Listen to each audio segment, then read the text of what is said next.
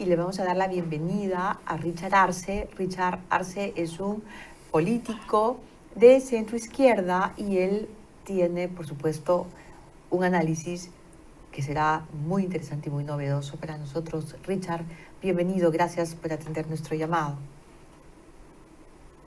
Buenas noches, Cecilia. Muchas gracias más bien a Perú 21 por la oportunidad que me permiten nuevamente para poder dialogar en un momento muy importante para el país, donde se requiere mantener la calma, la tranquilidad, la ecuanimidad y sobre todo la responsabilidad, porque el resultado es un empate técnico. Estadísticamente hay una brecha, un margen de error de más o menos 3 puntos porcentuales, entonces se va a esperar el conteo rápido. Creo que es lo más objetivo para tener una aproximación, porque ahí creo que se reduce el margen de error a 1%, si es que no tengo el error estadístico ahí en el análisis, pero objetivamente a las 9 de la noche tendremos un resultado mucho más aproximado. Y hay que tener mucho cuidado con la información que va a reportar el Jurado Nacional de Elecciones, que no es ninguna muestra, que no es ningún resultado electoral, que simplemente es la acumulación de las actas que van llegando a un determinado porcentaje, será a un 8%, un 10% de actas escrutadas. Entonces,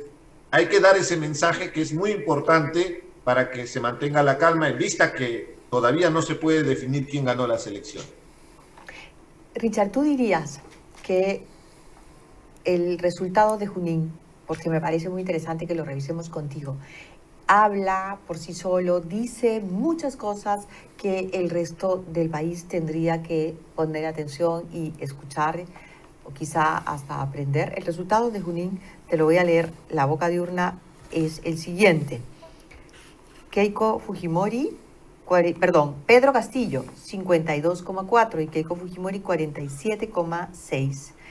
Es el resultado más adverso que ha tenido Pedro Castillo en términos de volumen en la sierra de nuestro país, donde él tiene una gran cantidad de electores. ¿Por qué ha ocurrido esto en tu análisis, dado que es la región donde gobierna precisamente Perú Libre? Sí, es el margen más estrecho en referencia a la distribución geográfica de los votos de Pedro Castillo según el reporte de boca de urna, porque es contundente los resultados electorales en mi región, en Apurímac, en Cusco, en Puno. Es impresionante, más del 80% de respaldo, pero en Junín, evidentemente, 2 gobiernos regionales de Perú Libre, más aún con las sentencias de por medio al propio Vladimir Cerrón, hace que la población muestre un rechazo a la propuesta de Perú Libre. Pero también reconozcamos, yo siento que a la nobleza de la población, que a pesar de esa gestión pésima que hace Vladimir Cerrón, ha mantenido su posición, porque lo más obvio es que si tú haces una encuesta en este momento en Junín sobre Vladimir Cerrón, sobre la gestión del gobierno regional, no llega ni al 20%. Entonces, yo le veo más bien ahí un poco más de criterio de parte de la población, que evidentemente muestra su desazón frente a lo que ha significado Perú Libre, ¿no? Pero que objetivamente es un mensaje contundente. No han votado por Pedro Castillo en el margen que ha votado el sur, el centro del Perú, porque justamente conocen quién es Vladimir Cerrón y en realidad ha sido el problema principal que ha afrontado en esta campaña. Si Pedro Castillo hubiera deslindado desde un primer momento, por todo lo que representa, yo entiendo bien que tiene un compromiso porque es su partido, le ha permitido participar, pero era importante que él ponga el pare, el coto, para que Vladimir Cerrón no tenga mayor preponderancia en esta campaña. Ha generado evidentemente una carga muy pesada en la campaña y que puede estar costándole en este momento la elección. Será para el análisis futuro, viendo ya los resultados concretos. Lo objetivo es que en Junín la gente no va a votar por Perú Libre ni por Cerrón, porque evidentemente le han hecho mucho daño a la región, no solamente en el gobierno regional, sino también en los municipios. Hay varios alcaldes también procesados por corrupción. Estimado Richard, ¿por qué crees que Pedro Castillo no pudo deslindar en esta campaña del señor Vladimir Cerrón, cuando usted lo decía en entrevistas que hemos tenido acá en Perú 21, que para que Pedro Castillo pueda revertir un poco o tener mejores números, lo ideal era que deslinde de Cerrón, de Bermejo, pero no lo hizo, no siguió ese consejo. ¿Por qué cree que Castillo no deslindó con estos personajes? Hay evidentemente el compromiso, ¿no?, de participar en un partido político. Pedro Castillo ha necesitado de Perú Libre para poder participar en este proceso electoral y evidentemente tenía que seguir la línea del partido. El problema es los serios cuestionamientos, al extremo que tuvieron que retirarlo a Vladimir Cerrón de la plancha presidencial, sino en este momento sería el segundo vicepresidente en la fórmula presidencial de Perú Libre.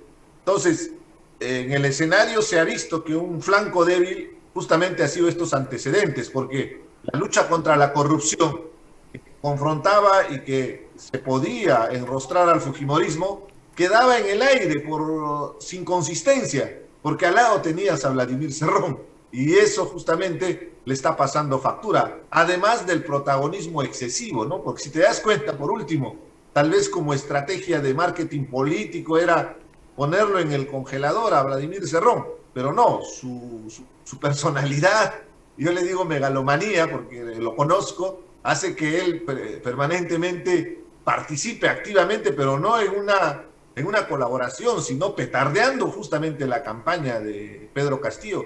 Y eso, de hecho, ha hecho perder muchos votos, ¿no?, durante esta elección, es más que evidente. Y en el Congreso, ¿cómo será el comportamiento de la bancada, en tu opinión, Richard? ¿Serán los congresistas electos, seguirán la línea de Pedro Castillo o de Vladimir Cerrón? ¿Cómo crees tú que va a desarrollarse este comportamiento? Depende mucho del resultado electoral, Cecilia. Vamos a esperar cómo se da este resultado electoral. En boca de urna está diciendo que es Keiko Fujimori, pero podría revertirse, o también se podría ampliar la ventaja de Keiko Fujimori. ¿Y por qué lo digo? Porque evidentemente son dos escenarios distintos. Tener a Pedro Castillo en la presidencia, desde mi punto de vista, podría significar que él podría tener cierta ascendencia en la bancada del Congreso de Perú Libre, porque requiere justamente de ese soporte para que pueda encaminar sus propuestas. La mayoría de propuestas que ha hecho Pedro Castillo en plazas y parques, con el aplauso de la población, no son responsabilidad del Ejecutivo. La mayoría es responsabilidad del Congreso. Entonces, se requiere un respaldo mayoritario. No lo tiene, pero lo mínimo es que tu bancada en bloque te respalde. Entonces, en un escenario que si Pedro Castillo fuera presidente, yo entiendo que podría tener mayor ascendencia. Ahora, si se confirma el resultado de boca de urna que dice que Keiko Fujimori ha ganado, yo veo un escenario de fragmentación. Es más que evidente que los maestros que representan al SUTEP, que han sido elegidos congresistas, van a apoyar a Pedro Castillo, pero los otros candidatos que puso a dedo Vladimir Cerrón, evidentemente van a respaldar a la propuesta de Vladimir Cerrón, con lo cual es muy probable que haya un fraccionamiento, una división de la bancada, que ya se está notándose, ¿no? Hemos escuchado algunos audios y bastante confrontacionales, más aún con la personalidad de Bermejo. Es un tipo que no le gusta dialogar, le gusta imponer y falta el respeto, ¿no? En democracia, más aún, si eres parte de un partido, se debe practicar la fraternidad. Y la fraternidad significa el respeto, para empezar, entre pares. Entonces, cuando tú escuchas un audio que denosta, descalifica e inclusive de manera peyorativa se expresa de otro congresista de su propia bancada, evidentemente eso significa que en el corto plazo va a tener problemas y probablemente se divida. Más aún si todavía utiliza el lenguaje procaz, ¿no? Pero es la característica de Bermejo, ¿no? No es un tipo democrático. A mí me da mucha preocupación que un tipo como Bermejo sea congresista, cuando es anarquista, cuando inclusive es evidente sus simpatías con posiciones radicales y tiene este proceso donde está acusado de apoyar a esta facción de Sendero Luminoso y evidentemente a estos narcoterroristas que hay en la Amazonía, ¿no? Eso exactamente me gustaría preguntarte. ¿A qué partido representa Bermejo? ¿Por qué está en la alianza? ¿Por qué aparece como un protagonista en la candidaturas al Congreso en Lima. ¿Y por qué es tan poderoso? Que a pesar de lo que dice, a pesar de lo que comprometió, la forma como comprometió a Castillo con lo que dijo, no hay un deslinde, no hay un rechazo, no hay un estate quieto. ¿A qué partido pertenece? ¿Qué parte de esa alianza, de ese frente electoral representa? ¿O es del grupo exactamente más íntimo de Vladimir Cerrón? ¿Con quién y por qué entró a esta alianza? En realidad no te podría dar una respuesta afirmativa, todo sería especulación, porque no conozco muy bien el entorno, no he participado, pero es evidente que haya habido una improvisación. Es fruto de esta improvisación que tienen candidatos que ahora ya son congresistas, muchos de ellos con procesos judiciales bastante serios, violencia familiar, hay inclusive temas justamente asociados a estas denuncias por tener simpatías con estos grupos radicales, y eso genera mucha preocupación porque deberían estar proscritos. Yo soy hombre de izquierda, Cecilia, pero te hablo con mucha frontalidad. Sendero Luminoso y el MRTA y sus facciones, sus organizaciones de fachada o lo que ellos pretendan presentar en democracia deberían estar proscritos, porque gente que no cree en democracia simplemente no tiene opción de participar en nuestro sistema democrático. Es más que evidente, y más bien deberíamos ser muy confrontacionales con ellos y ganarles en el debate ideológico, y también que se prohíba que esta gente participe. O sea, seamos claros, si uno analiza lo que significó Sendero Luminoso durante tantos años, tiene que ser así. No es que estamos atentando contra la libre expresión, el derecho de participación de las personas. No, esta gente pretende destruir nuestro sistema democrático, y hay que decirlo, más aún. Yo pienso que es un tema de principio siendo de izquierda. Pero regresando a la abstracción de lo que tú me estás afirmando, yo veo que esto es fruto de la informalidad, y es el costo político que ahora está significando que se esté contando voto a voto.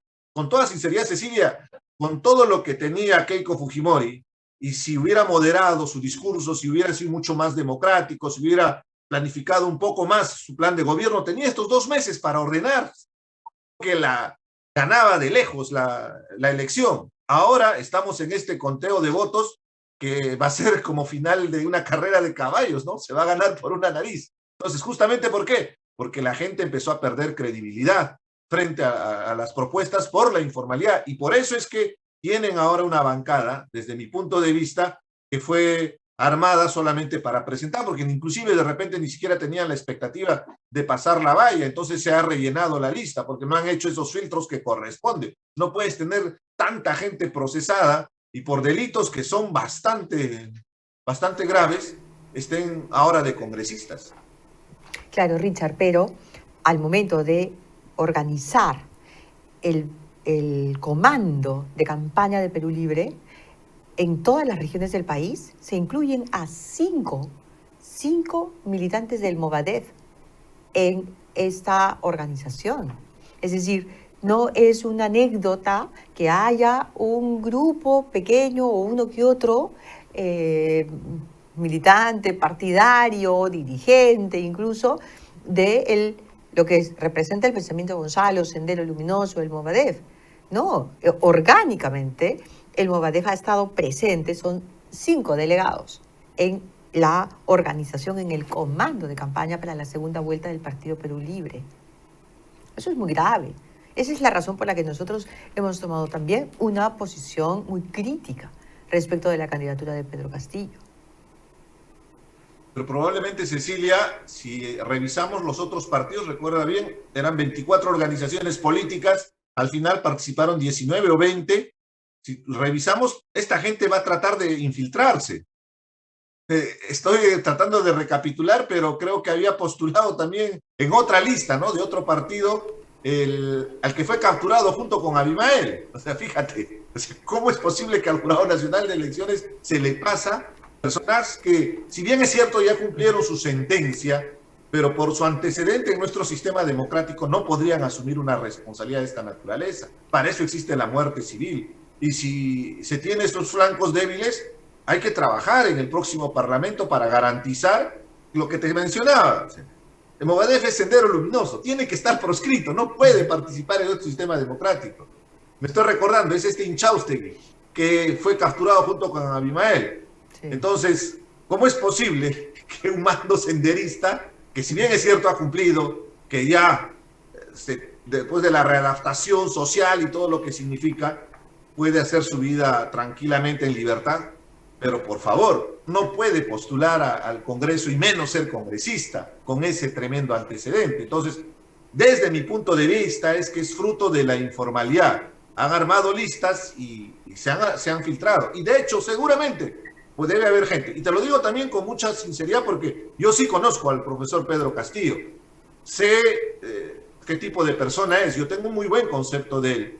Pero podemos tener diferencias, discrepancias, pero el problema es que ahí hay un desorden, ahí no hay una organización, hay mucho, en este momento un pandemonio, como quien diría, y eso se ha visto cuando se ha conformado el equipo técnico, el plan de gobierno, las idas y contramarchas, y eso tiene un costo político, pues, y evidentemente en este momento, en este conteo de votos, es que se está generándose justamente este problema de no tener el respaldo contundente para ganar en esta segunda vuelta, porque desde mi punto de vista era un escenario más bien muy optimista para que gane Pedro Castillo por todo lo que representa el fujimorismo, pero no se está dando.